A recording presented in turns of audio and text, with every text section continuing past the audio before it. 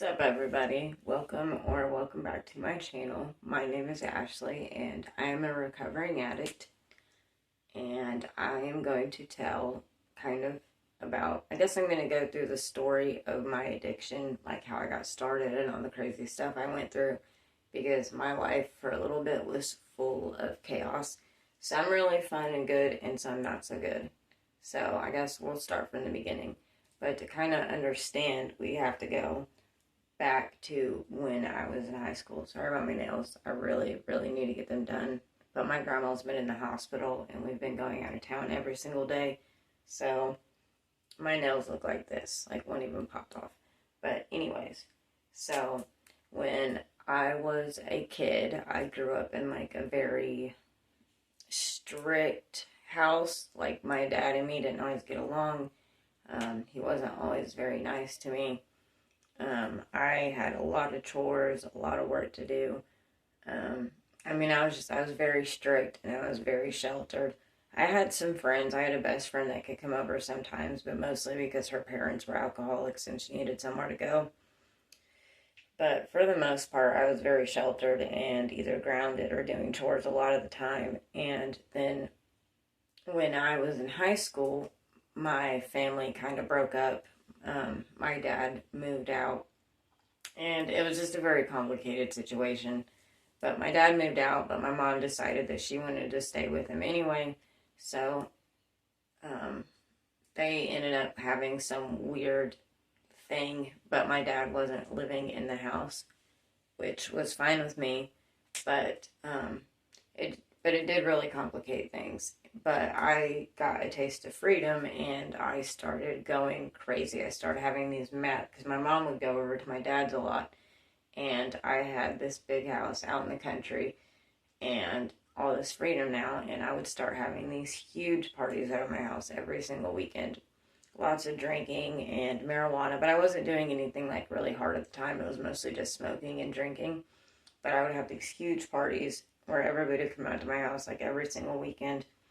But when I got the first time that I ever had a drug experience with anything other than marijuana was in the 10th grade, like right after my family broke up and started having all these problems. Um, I I had to talk to a psychiatrist, even though I didn't want to. And um, my mom was on happy pills, and they told me that I needed some happy pills. So I decided to take a couple of my mom's to see if they would actually work. But I didn't know how many to take or what to do. But the happy pills didn't get me high, but they did kind of make me feel like crap. But when I got to school, it just happened to be the day that one of my other friends that was experimenting with stuff, she had these pills that did get you high. And she said I still don't know what they were. This was me being dumb and not asking what they were. Well, I did ask what they were, but she said, it's okay, just take it. And that's all and I needed to take it. I seen that she was high and she said, oh, don't worry about it, just take it. So that's exactly what I did. And they must have interacted wrong with the happy pills that I took, because I got to my 10th grade English class and I started zoning. I started like scribbling off my paper. I was dizzy. I didn't know anything about what my teacher was talking about. And then finally, I just like fell out of my seat and landed on the floor. And one of my best friends that was in the class had to walk me down to the nurse's office, and they called the school officer down.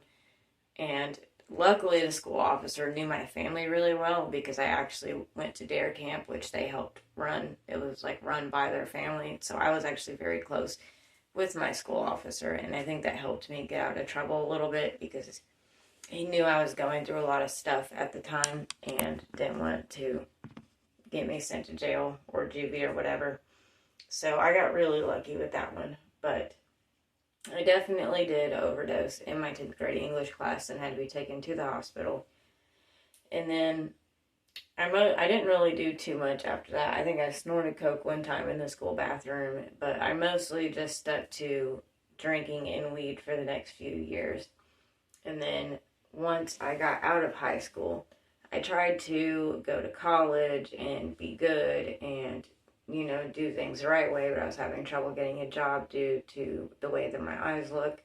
Everybody thought I was high all the time, even before I knew I always thought people just didn't hire me because I was half blind and they didn't want somebody that was visually impaired working for them. And it wasn't until after I got older and I realized, that people don't want drug addicts working there. They thought I was high even before I was really messing with drugs just by how my eyes looked. And so that's why I never got jobs. And it doesn't matter where I went. I never got a job here. I applied so many different places. There's one restaurant I applied at like 7 or 8 times. And some of these restaurants, I had tons of friends that worked there. So I was so confused why I wasn't getting these jobs because I had friends putting in good words for me. And it wasn't like it was because I had no experience, because all my other friends were in high school and they had no experience also. And so I was just always so confused, and it really hurt my self-esteem because I thought nobody liked me and nobody's ever going to want me to work for them. And even when I moved to Sarasota later, I applied for so many jobs down there and I never got any of them. And that's always been really hard. I'm literally 32 years old and every job I've ever had has been like either tips or under the table or like something like that. And when I do actually have them. So I don't technically have any real job experience because nobody ever hires me. But anyways, so most of my high school was pretty normal. I had a boyfriend, went to prom. I ended up graduating just barely, but somehow I did ditch class a lot. And then I did get expelled from one of my high schools and had to go to a different one. But fast forward to about the time that I graduate high school and I'm in college and I'm trying to do everything the right way. And I get depressed because I don't like the town that I live in. I really do not. It's so boring. It's so ugly. It's so broke. There's just nothing here. Like, this is dead. I've never liked this area, but especially not now. But so I was getting really depressed because I was just so bored. I was ready to go. I wanted to travel. I wanted to do things. But everybody was scared to leave this area. It was like nobody ever wanted to leave this town. And I got really depressed. And I ended up meeting this guy. And I did kind of like pills at the time. I don't remember when I started really experimenting with pills, but I know when I met this guy, I really liked getting pills, and I think I was buying morphine at the time, and I was having to go back repeatedly and keep buying it and keep buying it and keep buying it. And so finally this guy was like, why don't you just buy heroin? So I was like, well, I've never done that before. So we went and got some, and the first time I did it, I snorted it, and I liked it. And so I started getting more. And me and this guy were living in a studio apartment with literally nothing in it. Like, I brought over some stuff, like a little plastic thing of drawers with some of my clothes and stuff in it. But other than that, we had literally an air mattress. Like, we had the normal stuff that come within the kitchen, like the fridge and the stove and all that.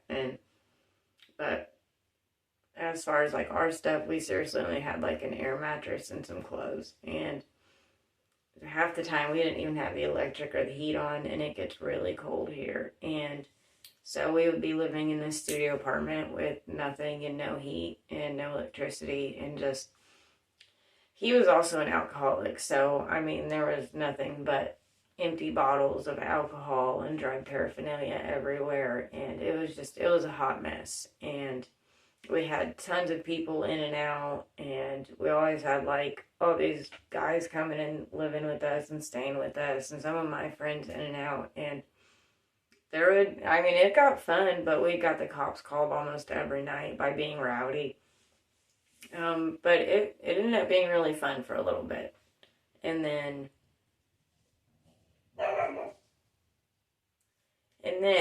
we ended up getting in some trouble because my mom found out that I was using drugs. And so she thought that we stole her GPS, even though we didn't. And she called the cops on us, and she had my phone taken. And I was really upset because this was the first time that my family was ever finding out about me really doing anything like that. And I was just so upset. And we were really starting to get into trouble, and the partying was going down, and things were just starting to go downhill. So he was like, I'm going to go to rehab in Sarasota, Florida, because and his family is from Florida, not Sarasota, but not far from Sarasota. I think they were from Polk County.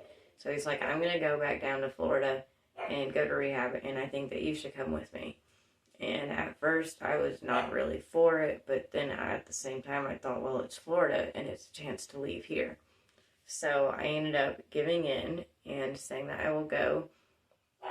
So that night, I didn't have a phone or anything. We packed what little bit of stuff that we had, and we had my aunt, or no, wait, we had my friend. My aunt knew that I was leaving. My aunt and my good friend are the only people that knew that we were leaving. So we get a ride from my friend to Walmart to get these cheap little $20 flip phones, and then we get dropped off at the bus station, and the Greyhound bus comes, and we get on and start making our journey to Florida. And that was a hot mess because I was excited about going, but I was also very scared, and I was sad because I didn't tell my family bye. And I had all this anxiety, all these emotions. And then also, I was really in love with this guy. I mean, I had fallen very hard for him. And he had a baby mama that one day he would be really interested in me and wanted to move on from her and make me his girlfriend. And then the next day he would be like, I'm in love with my baby mama. I'll never have anybody else but her, and blah, blah, blah, blah. So that really messed with my emotions a lot, because here one day I would think that, I might have a shot with this guy that I'm like so crazy about, and then the next day or even within the next hour, sometimes it would just be like, he'd be like, oh, I don't want you, I want her, and then the next hour is, I don't want her, I want you, and it was very confusing. And then so already being anxious about the trip when they would talk on the phone and stuff, it would send me into a fit because I'm already having all this anxiety, and then my feelings are getting hurt because this guy I'm so crazy about is possibly going back to his baby mama, and it was really hard. So the trip, while it was fun, it wasn't always easy, but we had some cool layovers. We passed through Kentucky, and we passed through Georgia, and we passed through the Virginias and the Carolinas, I think. Or no, wait, no, that was on the train ride. The bus ride was just, I think we went through Tennessee and Georgia, and of course Florida, and I don't remember everywhere we went. I think it was Kentucky, Tennessee, Georgia, and then Florida. And yeah, but overall it was a really fun ride. It was such a fun experience because I had never really been out of my area before. I'd always wanted to, but my family didn't have a lot of money, so we weren't going on vacations. Like, I would get so jealous hearing all my friends talk about going on vacations and stuff because I never got to do that. Like, my dad was a truck driver, but me and him didn't really get along, so. And honestly, like, I did go on a couple trips with him and my mom in the beginning, and honestly, it was really boring because it was just the interstate and we couldn't stop to do anything. And I mean, we've seen some cool stuff, but it just wasn't the way that I wanted to travel. And the bus ride was it was a lot of fun, even though I was anxious and upset some of the time. The layovers were a lot of fun. It was really fun getting out to go explore. And then we make it down to Polk County, and his grandparents come pick us up, and we stay in a hotel for that night and go shopping and get all ready for rehab. And I find out that I actually have a cousin and an aunt living down there, and he gets accepted into the rehab first. And which, I mean, I only go a day after he does because I got in on an emergency, but he got in before I did. And then I went and stayed with my cousin, and then the next day I got into the rehab, and it was a great rehab. I mean, I had to pay for it out of pocket. It definitely wasn't like one of the government ran ones. It was kind of pricey, but it was well worth it. Like, I loved this rehab so much. It was a faith-based one, and which was kind of what I needed at the time, because I was not really into religion at the time. I'd always been raised with it, but I was just going through so much at the time that I was in some serious denial. And going there, it really helped me. And I really found my relationship with Jesus again. And the girls were so nice. We had these really nice houses. We had food. We had comfy beds. There was a lot more on the guy's side than on the girls' side. So it was the guy's job to make dinner for everybody, including the girls. So we had lots of snacks. We had good dinner every night. We had pretty much everything that we could need. We had a TV. We got to go out and get jobs, and if we didn't have a job, we got to go out and look for a job. The only thing that wasn't really fun about that was being sent out in the heat with no money. I mean, there were snacks and drinks that we could take from the house, but because we're addicts, they wouldn't let us loose with money because they thought we were going to go get high. And so that would be really hard, being out there in the Florida heat all day, walking around with like no money. But we made do. Sometimes we would take our laundry money because we got like $5 in quarters every week for laundry. And sometimes we would like be skimpy and try to shove all of our laundry in one as we could. That way we could save our laundry money and then have money for food or drinks or stuff while we're out. But again, we got paired up with buddies, and most of the girls I got along with really well. They were all very nice. Most of them were. I butted heads with like 2 of them, but most of the girls were really nice, and we got money, we got to go out and walk around and look for jobs, but I was still having trouble finding a job at the time, and so I got paired up with another girl that was also having trouble finding a job, and we ended up just kind of giving up and going and taking our laundry money and trying to go to put it together and go to KFC or go to the beach. Or I had like 2 friends that we would just kind of skip out on trying to find a job, and we would either go to the beach or try to find something to do, and that was really fun. There was one day that one of the staff members, because we had a residential manager and then we had like a co-residential manager, and then because it was very family oriented, there was a family that owned it and they were very family oriented, and so we were very good friends also with the managers and the people that helped run it. And one of the girls that helped run it that I loved so much, her name was Jessica. She had a sister and she would bring her kids by a lot, and she was taking her kids to this water park one day, and because they knew I was having trouble finding a job, I had just gotten my SSI transferred over, so they didn't require me to look for a job anymore.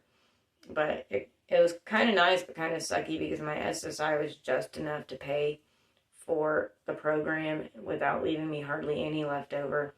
But so she knew that I was getting bored and restless a lot in the house, so she took me to the water park.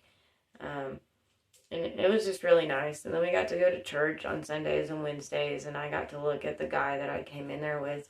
His name was Mike, by the way. I guess I realized I never said his name. His name is Mike. I came in with a guy named Mike, and I was so in love with him. And I loved church because I got to see him, and it was a really nice place. But I think I'm going to leave it here for right now. Peace out. Good outro. I thought I heard somebody and got really camera shy, but that is where I'm going to leave off for right now, because I've talked for almost 20 minutes, but this is definitely just the beginning, so it definitely starts getting a little bit crazier, especially after I leave rehab. So I will talk to everybody next time.